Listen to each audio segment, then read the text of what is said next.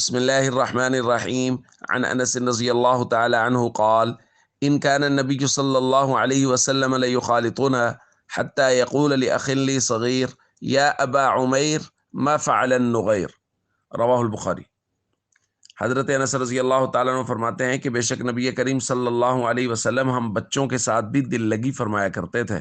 یہاں تک کہ حضور علیہ الصلوۃ والسلام نے میرے چھوٹے بھائی سے ارشاد فرمایا، اے ابو عمیر، آپ کے نغیر کا، آپ کی چڑیا کا کیا ہوا؟ اور حضرت انس دوسری روایت میں بیان فرماتے ہیں کان لہ نغیر یلعب بہ فمات،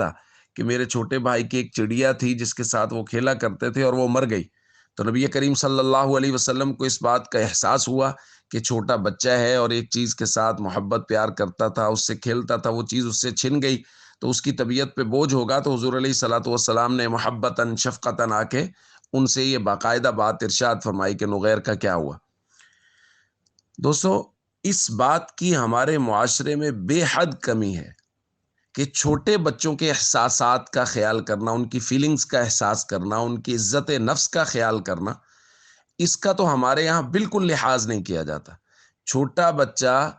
اس کے بارے میں تو یہ سمجھا جاتا ہے کہ اس کے لیے تو کسی بھی قسم کے ادب آداب کی ضرورت نہیں ہے، بس ٹھیک ہے جیسے کیسے اس کو مخاطب کیا، اور الٹے الٹے القابات دے کے چھوٹے بچوں کو مخاطب کیا جاتا ہے، اور ان کے ساتھ جو بات چیت کی جاتی ہے اس میں ان کے عزت نفس کا بھی خیال نہیں کیا جاتا، ان کے جذبات کا بھی خیال نہیں کیا جاتا۔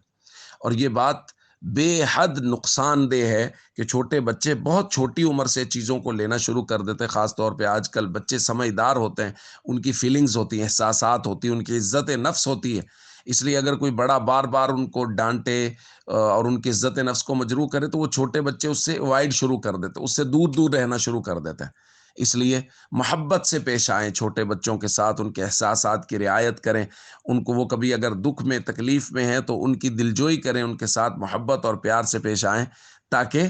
ان کی عزت نفس مجروح نہ ہو۔ السلام علیکم ورحمۃ اللہ وبرکاتہ۔